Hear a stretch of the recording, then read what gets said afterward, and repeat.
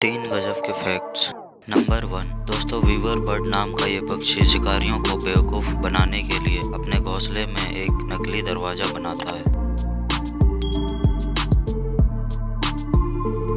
Number 2, Chinese city चॉन्किंग में smartphone की लत के इंसानों के सड़क पर चलने के लिए अलग से लेन है।